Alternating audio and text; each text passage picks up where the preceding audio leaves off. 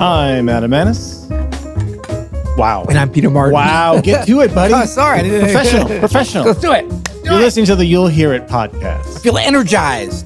Music explored. Energizing music explored, brought to you today by Open Studio. Go to openstudiojazz.com for all your jazz lesson needs. Peter, why are we playing a blues in D flat? We're playing a blues in D flat. Shout out Adam Manis. He started in B flat right before we started. And I said, I think it's in D flat. He said, okay, cool. And we recorded that. So I like that. You got to be prepared. I hope I was to right play. about that. I think it's D.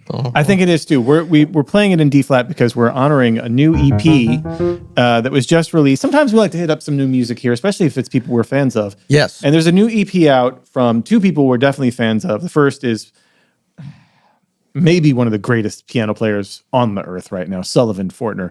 And vocalist Kurt Elling, Chicago's own, right up the road here from us in St. Louis, Chicago's own Kurt Elling. They put out a new EP called Wildflowers Volume 1, which is like this duet thing. Peter, I stumbled upon this weekend, and I just want to play it for you. Yeah, because I haven't heard this. Yeah. Full disclosure. This is going to be a bit of a mix-mash episode. I was about to say I already like it, but that's because you're excited about it. We're going to play this. I anticipate lighting. I want to show you the Miles Davis clip that I found the other day. Yeah.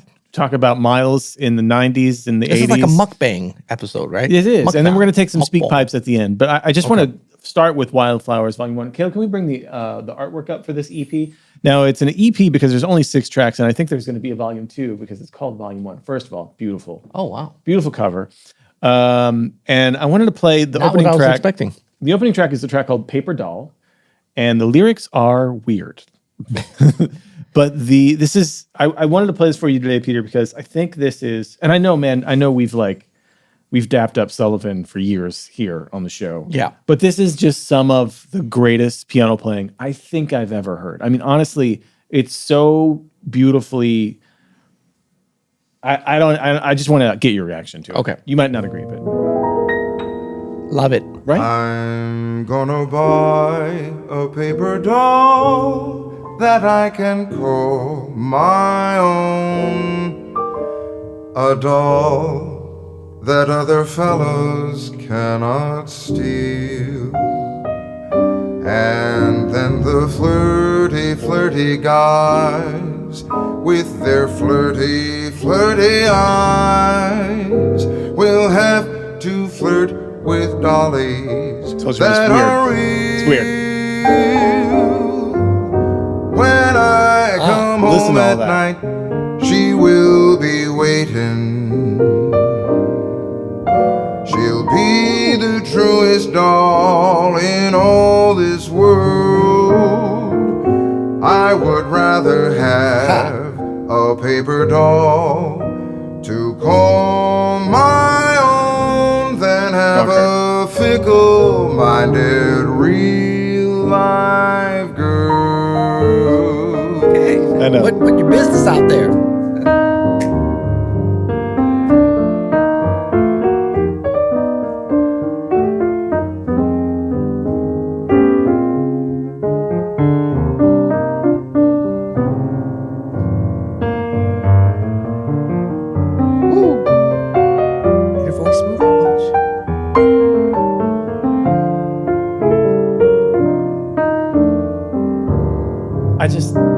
It's so relaxed and effortless.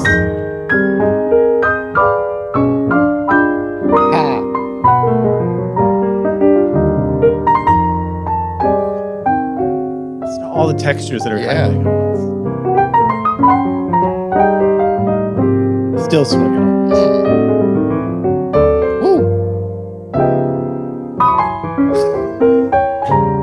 Splashy. I mean,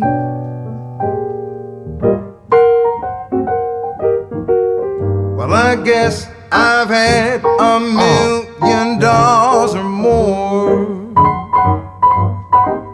and I guess I've played the doll game over and over. I just quarreled with Sue. Ooh, that's why I'm blue. She's gone away and left me just like all dolls do. I tell you boys, it's tough to be alone, and it's tough to love a doll that's not your own. I'm through with all of them. I'll never fall again. Say, boy, what you gonna do? I'm going to buy me a paper doll that I can't call my own. A doll that other fellas cannot steal. And then the flirty guys with their flirty eyes will have to go flirted with dollies that are real. When I come home at night, she will be waiting. She'll be the truest doll in all this world. I'd rather have a paper doll to call my own than have a fickle-minded real-life girl. Don't want me a fickle-minded real-life girl. It's just, I mean, the details of that accompaniment are, I don't even know. I have nothing to compare it to. It's as if Art Tatum and Hank Jones, but also like some incredible modern players are commenting at the same time on something. It's all wrapped up in this amazing, relaxed, not hurried, not trying to impress kind of touch. It's just exquisite. And I know Sullivan is getting... I got to do something first. Okay. I'm on Amazon ordering a paper doll for Prime delivery. I mean, he sold me on it. It's an incel anthem. But it's the piano playing is unbelievable. Absolutely. Unbelievable. Peter, thoughts on that? Because I know you know Sullivan a little bit from back in the New Orleans days, but like his connection to the roots, but without it seeming rooty. You know what I mean? Yeah. Forward thinking, but without it seeming pretentious. Like, yes. It's like nostalgic and modern. It's like Monk together. I mean, it's like this nostalgia. There's modern, definitely some Monk and but he's just super like original. I mean, he's obviously Sullivan is deeply connected to the tradition of jazz piano in a way that is immensely personal. Yeah. But also it's just super interesting, right? So it's like you said, Art Tatum, Errol Garner, Thelonious Monk, all these people, you conjure them up, but there's not like there's no putting him in a box to be like, oh, look, he's doing his Monk thing. No. Oh, he's doing this. But he's connected in a way. Oscar Peterson. Bill Evans. Evans. All of this stuff is there. Fred Hirsch. Like, that's probably... Fred Hirsch is big. In terms of... But he also studied with Fred, didn't he? Yeah, he so did. There's a direct... But I think he's just, I don't know Sullivan well, but I've known him for a long time, since he was a kid. So it's been fun to see him, and then I've seen him perform live consistently over the years. I always think about him as a young kid. He's not anymore. But that's... 37 years old.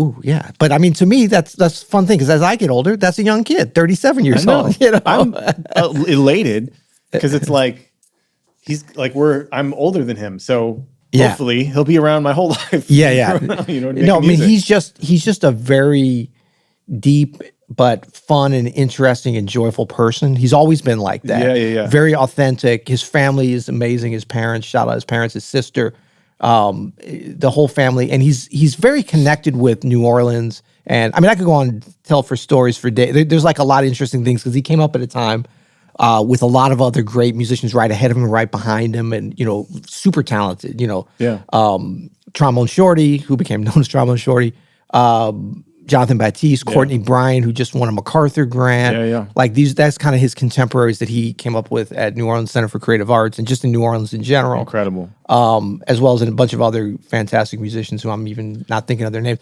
But just to say that, like, I remember when he first started playing with Roy Hargrove, and I was so excited for that and to see what that was going to do with his playing. So that was a big part of kind of the lineage of his playing. And then what he's done with Cecile Solvant over the last, 10 plus years. It's amazing. In terms of their recordings, but also seeing them live as duos and then with other groups. Staggeringly good. Staggeringly good combination. And actually, and he's become one of the best, I think, he's with this group of players around his age, Emmett Cohen himself, Christian Sands, and Joe Clayton's a little older, I believe.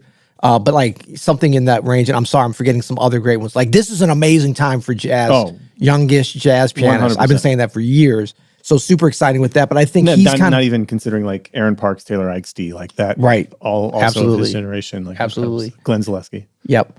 But I think he's differentiated himself in some ways in that he's such an astute and loving accompanist to a vocalist. He's the greatest. Yeah, he's this combination is amazing. Yeah, and it's no surprise because when he's playing with Cecile, that comes out. He's a great singer himself. Yeah. So he knows how to do that thing, but he enjoys it too, you know.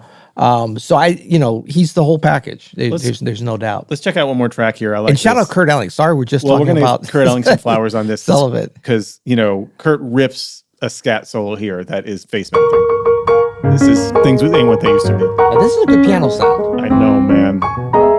I know there's no drums again. They recorded this and released it a week later. It's so great. To be you were mine complete. Oh, that's why. Okay, now I get it. But you told me the time was changing. Used to be you would kiss me sweetly, but lately you've been busy rearranging. Woo. So now I see ain't nothing the same as it used to be. Stealing that. I'm stealing that. Diets. It used to be I went for you and you for me. It used to be ain't nothing like that going on now. Yeah. No, nothing going on now since you turned me away. Ooh. You used to love me, now you're cheating me because Kurt's you turned me killing it. away. What Sullivan does with Stride, like when he jumps, when he leaves stuff out, is really, really advanced. Hear me pleading, won't you hear me? Like it's about as much as what he's not playing as what he is playing. I actually, let me pause real quick. After I heard this record, I went on a deep dive of Sullivan this weekend on YouTube, and I saw some early stuff when he was with Roy doing some Stride, and it's evolved so much since then. Yeah. Like he has such an organic flair to like his Stride playing. Yeah, it's not cookie it's cutter. miles above what it was. A little cookie cutter when he was younger. Obviously, he's still learning all about it, but now he's got this freedom and fluidity to it that it's really masterful. Yeah. Leading me because you lead me to ruin. You used to love me, now you're cheating me because it's me you're gonna do it. When you get love and you lose love, ain't nothing no one else can do. That's the shake up you and she used to be. Now there's a breakup, how to make up. You put it on the offbeat just for a love second. and you lose love. That's it. Love split.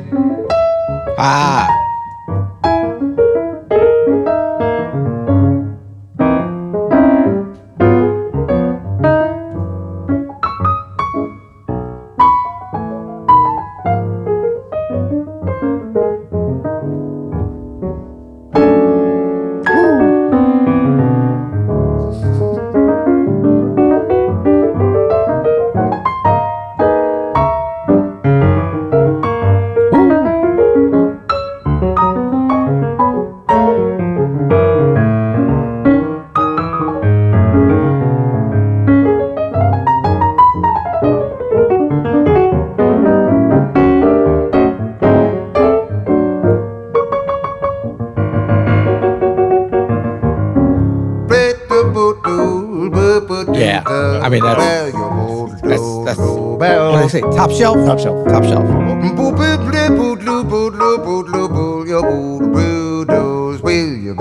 It's a great solo. Yeah.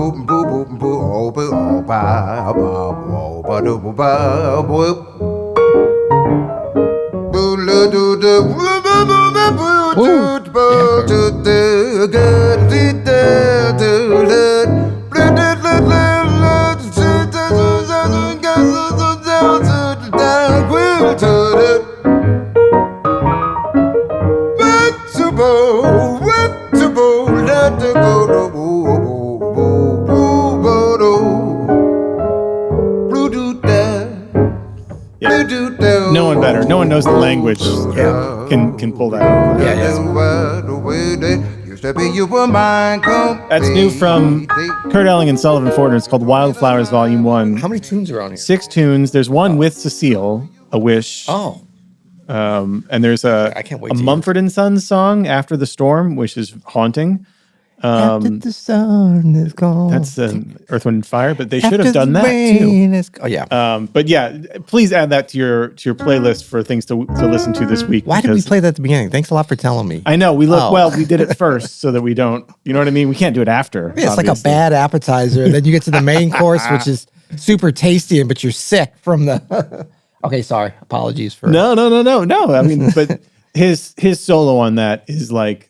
Oh man, that's solo piano playing at the highest level. Like there's so many details, exquisite details happening that take so much precision and work and knowledge and vocabulary and creativity and artistry. It's really something. Man, I don't want to speak out of turn here, but that you know what that reminds me of? His solo playing on this and just in general, McCoy Tyner. Not stylistically, but like with like that level. Interesting. Like McCoy was not always known as a great. I mean, he was always known as a great. So he just didn't do it, I guess, a lot. But there's like a record. What was it? I think it was on Blue Note when he came back to Blue Note, like live at not Town Hall, Merkin Hall, something. There's a couple of interesting things. Merkin. No, that kind of Merkin. Like Merkin. I don't know what I'm thinking of.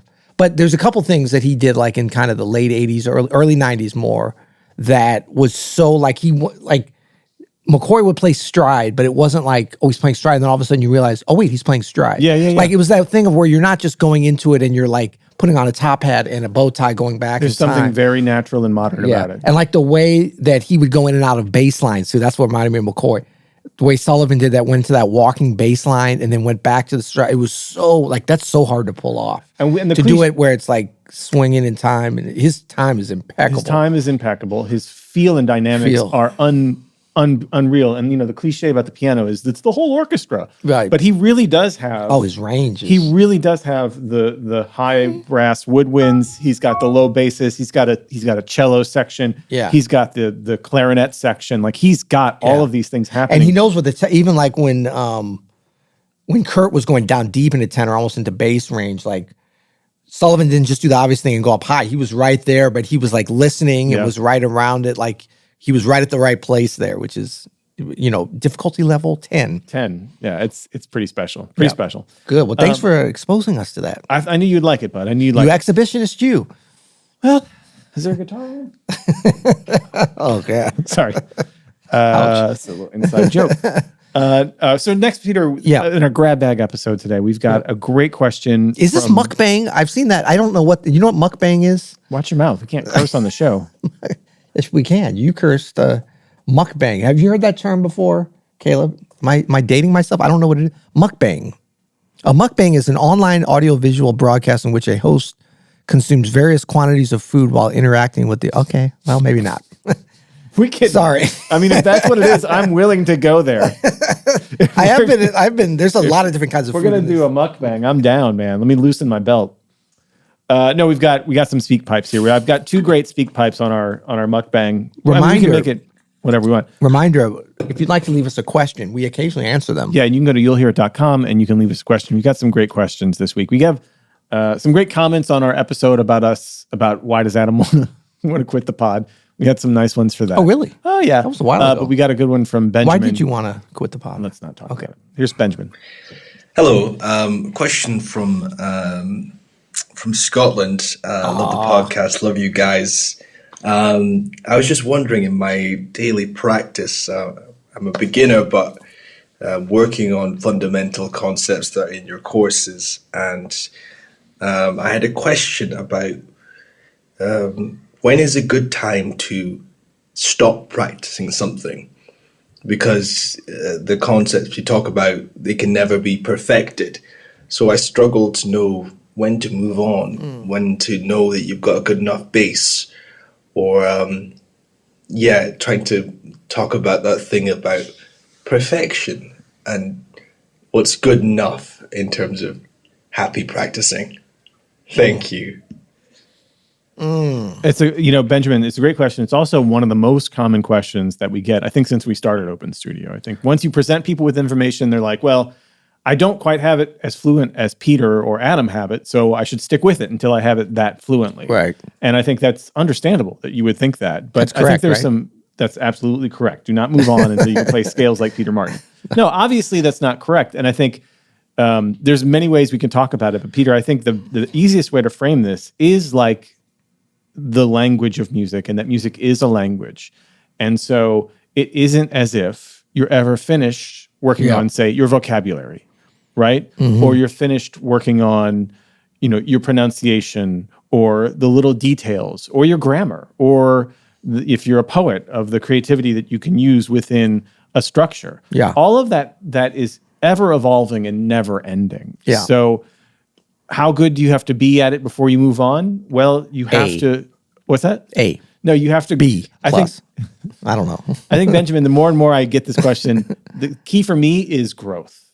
Is like you want to be pushing to growth, and when you plateau, it's time to move on, and you can come back. I say it all the time. There's only like 10 things to work on. Yeah, from different ways. They're like offshoots of those, maybe even less than 10. You got melody, you got harmony, you got rhythm, you got repertoire, you've got technique, you've got sound, right? You've got forms, you've got all kinds of language, obviously, in the cultural aspects of everything you're doing. Artistry is one of them. That's 9. Yeah. And so there's one more somewhere that I'm not putting together. But you know what I'm saying? There's only like 10 things. We work on them in various ways. And there's ways to start combining as you get more advanced. 100%. There's ways to be combining those. They're always connected to each other, but yes, there's ways where you can even build bigger and bigger systems. Yeah. It just takes coming back to it again and again. So don't be afraid if you're feeling like that you're bumping up against a wall of growth.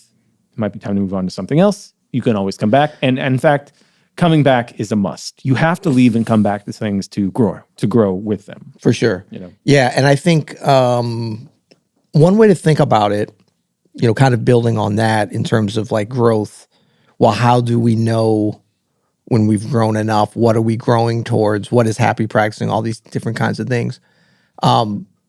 Like a goal for us to be able to play, especially as improvising musicians, but just as creative souls at an instrument, I would say, a goal is certainly to be able to play by feel or play by ear or just feel it, or, any of these kind of more esoteric things where you're just like a blank slate. You're not a blank slate. You actually has all this information, but in terms of like how you're going to put together and make an hopefully edifying performance for the listener, that you can just create, just create the masterpiece, but to do it by feel, not to do it by rote or to do it by formula or by math or by like, wait, I need to add more of this. And like, so that's certainly an admirable goal. And I think a realistic goal but it's also like, that's the apex mountain.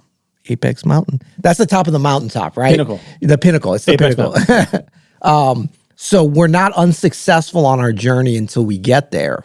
But we can see that, and as we get closer, it's still exciting because you start to see like some more clarity of that top of the mountain, even though you're not standing on it.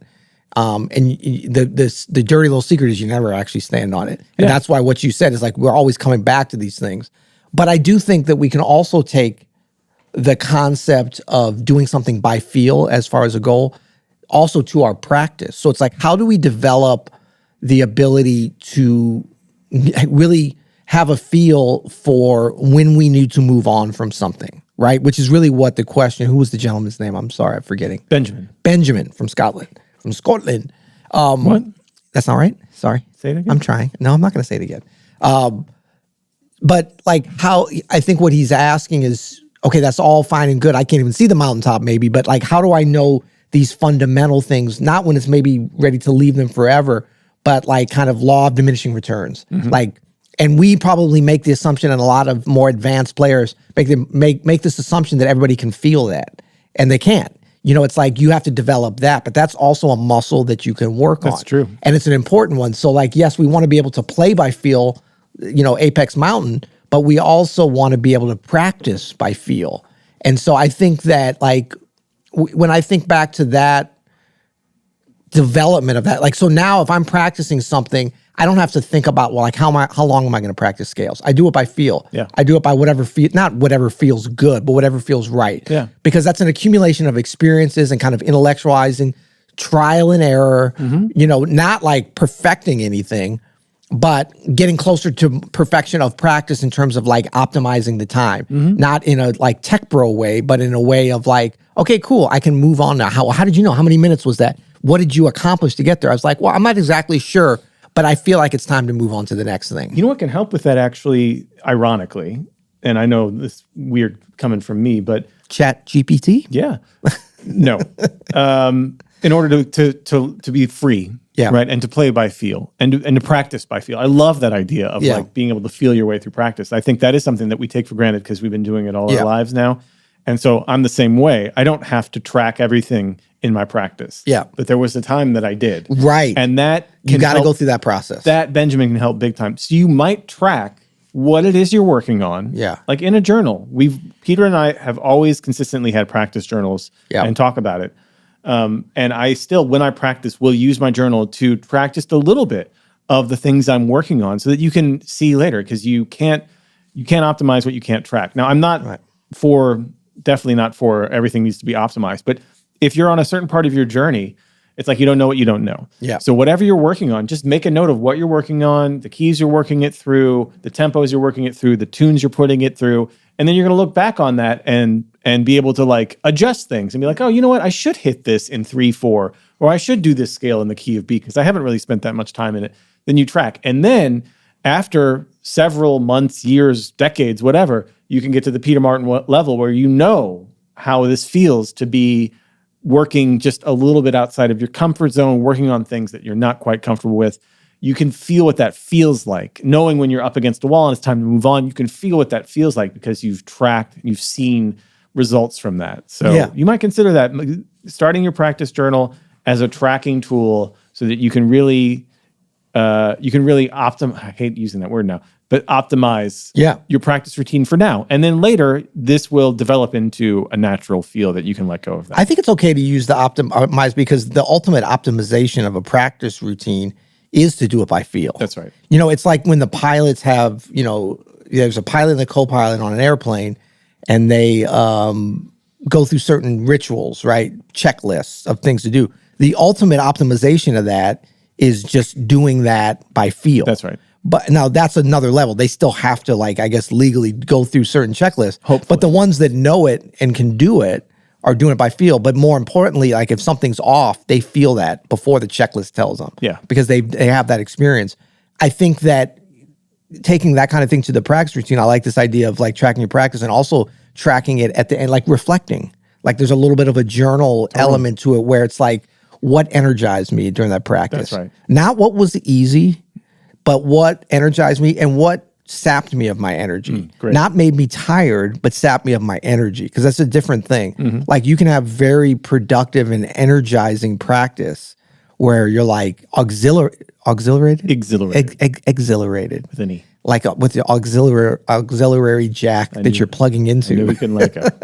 Yeah. Well, I still don't have it right. I don't think it can be difficult. I don't think you do either. I don't either. But that could even be difficult. Yeah. Though. An exhilarating practice session. Yeah, it should be. It should be. It should be. But the whole practice shouldn't be.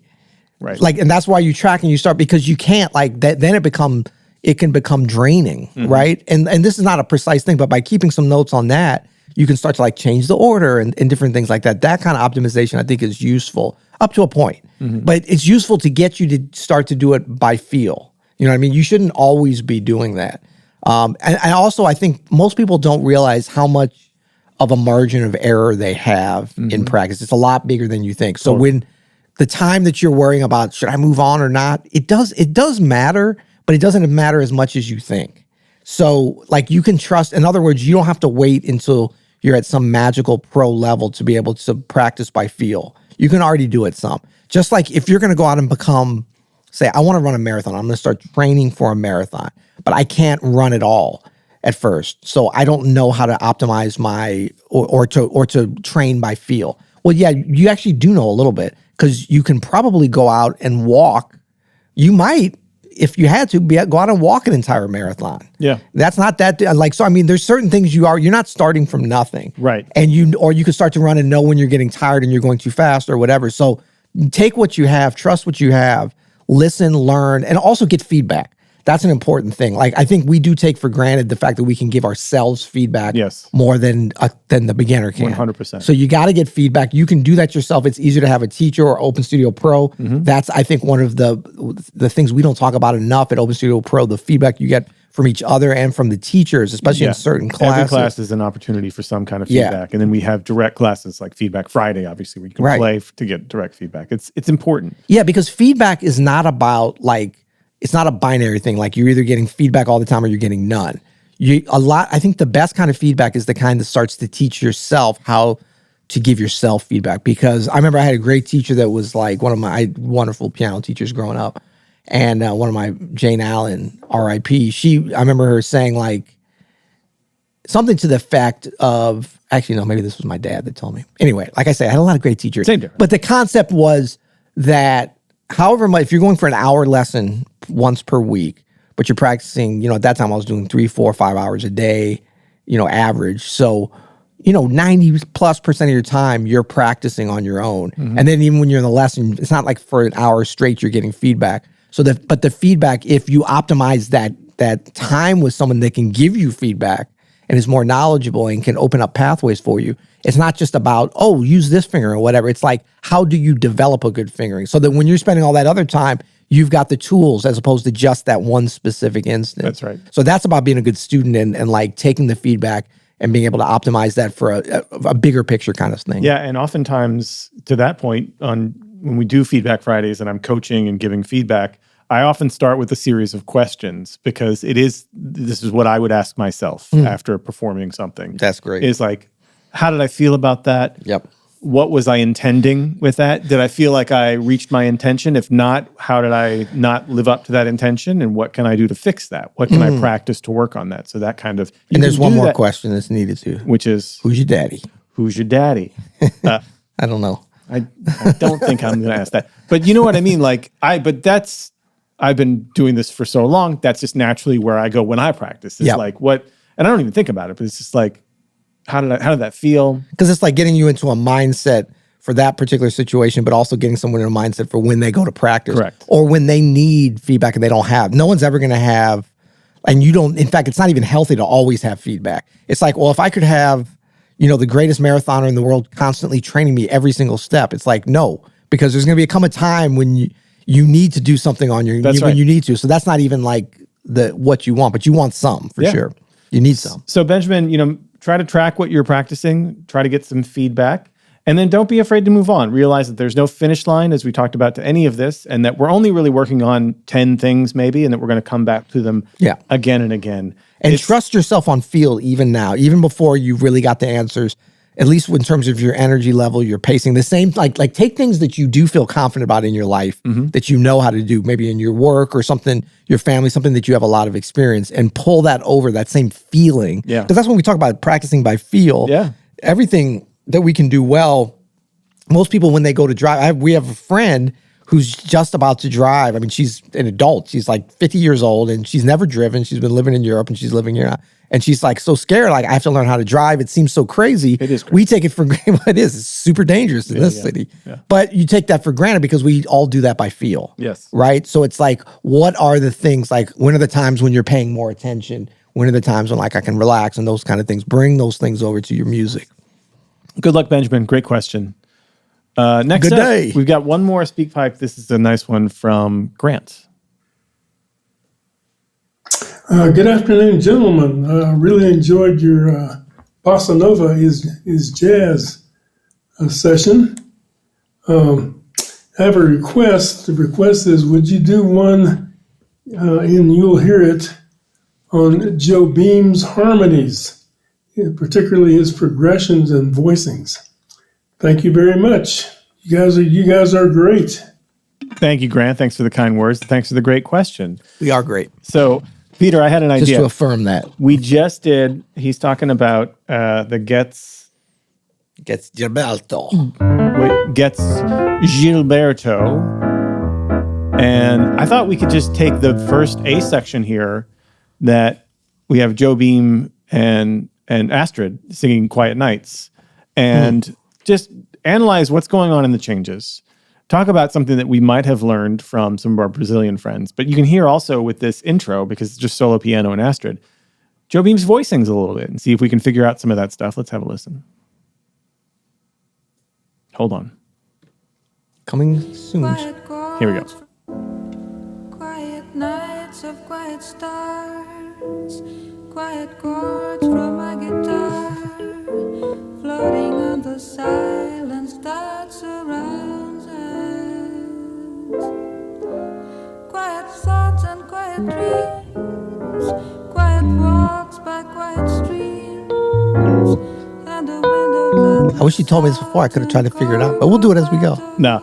Yeah. I think I've got the top notes. So that's just the intro. So this is Quiet Nights. And he starts off with an E on top, which I think is what you would do for any singer to give them the note, right? And then immediately goes into this diminished. Yeah. And then so it's A minor. A minor 6. A minor 6 is the first chord, which I want to put a pin in this because we had a friend here of the show, Fabio Torres, who had some really interesting thoughts on this. Then there's the G diminished,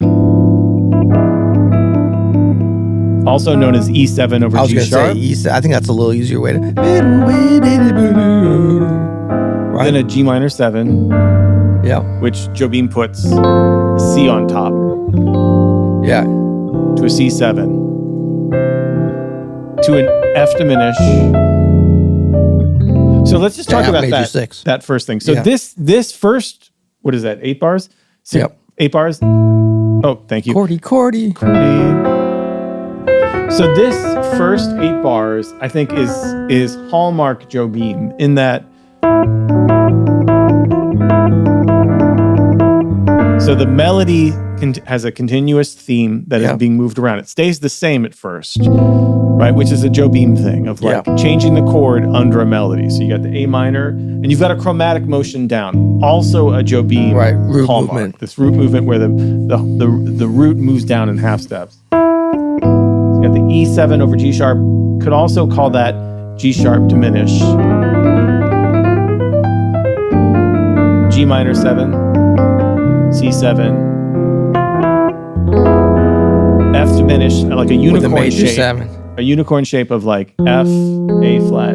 C My spear pierces the sky. Yep, that's the unicorn horn. To this F major 6. Major 6 or F13, right? Yep. So that alone is really interesting. What Fabio was talking about, the Brazilian, the Trio Corrente came here to our studio, and this A minor 6, he said, Tom Joe Beam, would describe as a D7 over A. And he would describe this as like a D9 over A? Or just D7? Yeah, like a D9 over A. Yep. He called this a 2-5-1. He said this is like a G7 flat 9 inversion with the flat 9 on the bass. Right? Going to... Yeah. So that's how Fabio describes... Interesting. Right? Yeah. And then G minor. Or C7. With C7, yeah. Which I think is an interesting way to look at it. Cool. But if we look at what's happening here, Peter, in like the root and shell situation. Yeah. So not only is the root moving down in half steps, but if we look at our A6, right? Move that down a half step, please. Yep. Right? That's our G sharp diminished. Yep. That's why it's so important. It's like, it's not illegal to play A minor 7, but it's not really what the tune is. It's a 6, yeah. Because it's different. And I think that is actually like a G sharp diminished. And when you listen to his voicing, because I think he is doing this same unicorn voicing that he's going to do on the F diminished is happening there. Yep. And then G what minor happens 9. there? G minor. Again, the B goes down to B flat. Yep. The F eventually goes down to E. Yep. And then you can delay that.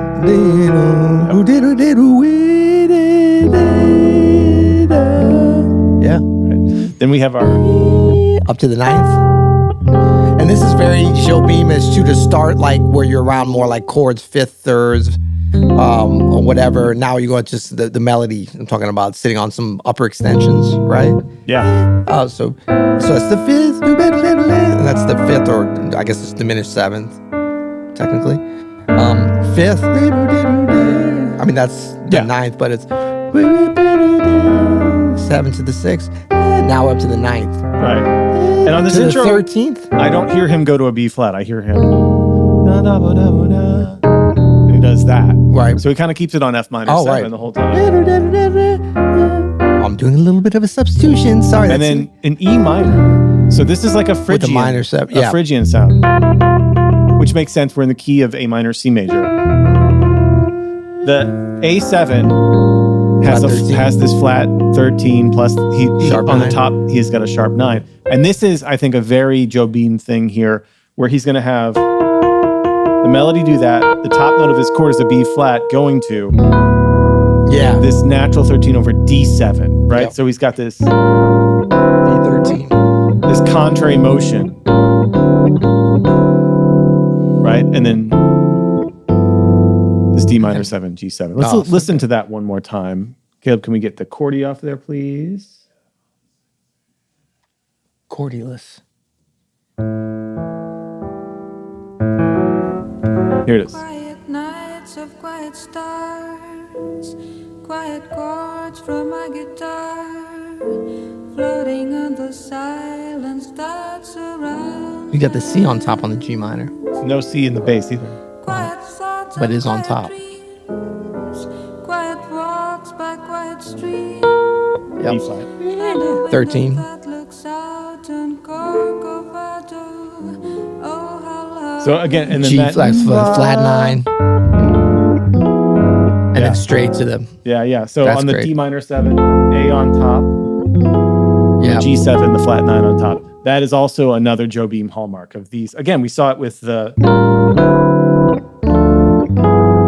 using the chromaticism in this contrary feel. Yep. Yeah. That was interesting that the G minor, he's got the 11th up on top. Doesn't need the C, even though it doesn't go to the C sus the first time. Well, I think, considering what Fabio said about all this, Fabio Torres, great Brazilian pianist, about that this is like a D9 over A, and this is like a G7 over. Like, I wonder if in the Brazilian Jobim way of thinking about harmony, that this isn't just C7 over G. Right. Because he doesn't do a B flat either. So it's just like an F minor. Yeah. So this combination of like, if this is D, well, then certainly this is C. Right. You know what I mean? That's some great harmonic fluidity there. It that really kind is. of movement. But I think it's a nice, like, speaking to Fabio about this, was a nice like glimpse into how someone might think about these things, not in a traditional sort of Berklee School of Music chord scale. I go to Berkeley. Well, I don't think they talk like that, but yes. But that sort of like in a box kind of thinking about, not that Berklee does that, but you know what I'm saying. It's like the sort of standard scale theory thing of like everything fits into one box. I'm not sure if everybody's thinking about that, especially these composers in this era. Well, or maybe they're just thinking about a different box. Yeah. With like a little bit of a different system. And plus there's multiple ways to explain things, but there's also multiple ways to think about and to hear things. And that can lead to some interesting outcomes. Agreed. Not right or wrong or whatever. But that's always why I think music theory or the explanation, especially kind of assessment afterwards, it's good to kind of just stick with what you know and not like project into the mind of the composer too much. It's like, it is what it is. And this is one way of explaining. This is another way. That's why we don't like the like, no, it's this, or it's got to be this way, because there are multiple ways. And sometimes it's just like a different way of taking the path that takes it to a different sound, or or even something like, is it, E sharp or is it F natural? It's like, well, it doesn't matter, but sometimes it matters to some people because of how they're thinking about the leading tones getting up to that point. All right. I agree. Grant, thank you for the question. Yeah. Peter, awesome insights. We killed those speed pipes. That was awesome. Thanks, was great, wasn't it? Yeah, that was so cool. All right. Till next time. You'll hear it.